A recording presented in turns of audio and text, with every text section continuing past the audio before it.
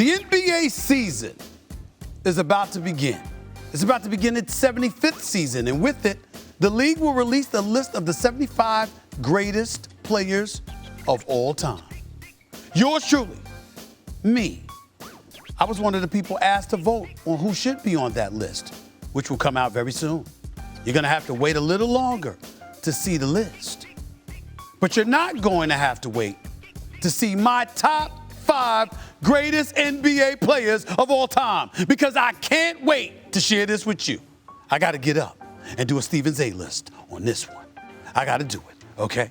Now, let me be very clear, so we very much understand one another. My list are the top 5, unlike my A list, when I do football or anything else. They're fluid. This list is not fluid. This is concrete, baby. My top 5 NBA players of all time, all right? And when I gave my list of 75, I didn't put that in any order, okay? I just gave you my top 75 players in NBA history. I didn't put them in any kind of order. This right here, however, I'm going to do it. I'm going to start with number 5. Before I do that, I want you to listen.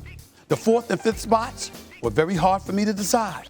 You have to weigh errors into all of this. You know, Steph Curry, for me, the greatest shooter of all time, the greatest shooter that God ever created, the second greatest point guard of all time, behind the number 5 man right here, Earvin Magic Johnson. And why would I say that?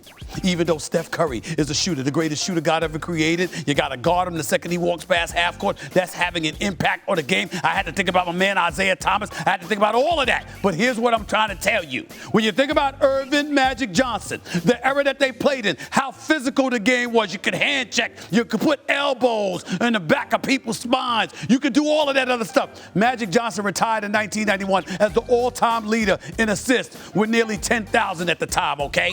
Had like 9,981, something like that. He was a 3-time league MVP. He was a 3-time finals MVP. And think for a second, if he didn't have to retire and then disappear for those 4 years before coming back for one final season or a partial season, okay?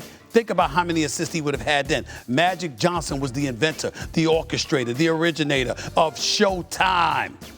That's where I'm going with that. He's number 5 on my list. Give me number 4, please. Give it to me.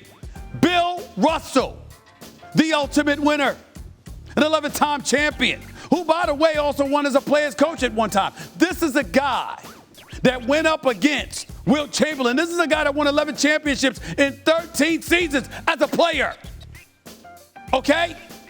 When you think about championships, when you think about greatness, how could you not bring into account Bill Russell? And oh, by the way, he was playing up in Boston.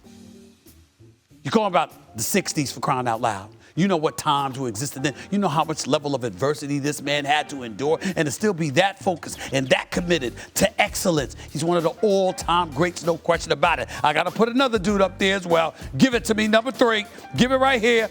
Kareem Abdul-Jabbar, recently a guest right here on Stephen A's World. Love this man. 6-time champion, 6-time MVP, a 19-time All-Star, the league's all-time leading scorer with over 38,000 points. And oh, by the way, the only person in the history of basketball with one weapon that you absolutely positively could not stop. That is the skyhook. There has been no other player in basketball with any kind of weapon whatsoever that you could not stop. You knew Kareem Abdul-Jabbar was going to use the sky hook, and there was nothing you could do about it. Nothing. Nothing. He's that great. He's that phenomenal. He's top 3 all the time. He ain't top 2, though. Give it to me, please. Give it to me right here. Give it to me. LeBron James, the Mount Rushmore. Now, I understand this might be insulting to some people, because, oh my goodness, God forbid that I sat up there and said in the history of basketball that started in 1946 and became the NBA in 1950, and that spanned 70-plus years, 71 years to be exact, going on 72 years, with the tens of thousands upon thousands of players that have been in the NBA, God forbid, that I said LeBron James is number 2. But he is. When I think about Kareem, when I think about Russell, they couldn't dribble the ball like LeBron. They couldn't pass like LeBron. Okay? They couldn't perform in the open court like LeBron. They couldn't create opportunities for their teammates like LeBron. There's so much versatility he brings to the equation. It just can't be denied. When you think about the game of basketball, And you think about the total package that comes with him, his physicality, his durability, his ability to finish at the basket, to hit perimeter shots, not needing a guard to get him the ball so he could operate in the post area or within 10 feet of the basket. These kind of things all come into the equation. That's why when all is said and done, and I think about the versatility and the complete package that he is, I have LeBron as number 2 all time in the history of basketball on my list. He ain't number 1, though. We know who the hell that is. Give it here. Give it here right now. Michael Jordan. Air Jordan. The assassin, the killer. This man is a 6-time champion, 6-time NBA Finals MVP. If he had retired and stepped away from the game of basketball, ladies and gentlemen, he might have won 8 straight championships, because I don't believe the Houston Rockets would have won those 2 titles if Michael Jordan were playing, even though they had Hakeem the Dream Olajuwon, who obviously could make a legitimate argument to be on this list too, because Hakeem was that great. But in the end, when you think about Michael Jordan, what he could do with a basketball, the aerial assault that he could bring to the equation, not being 260 pounds, okay? He still had to force the bad boy Pistons to invoke the Jordan rules. He had Chuck Daly crying in the palm of his hands. He had a lot of people wondering what the hell was going on. Of course, the Detroit Pistons got the better of him before he won those championships, because they had Isaiah, they had Dumas, they had Dennis Rodman, they had Rick Mahorn, they had Bill Lambert, they had all of these boys, even James Edwards, Vinny the Microwave Johnson, all of that other stuff. But the bottom line is, the road to prosperity. What road did you travel?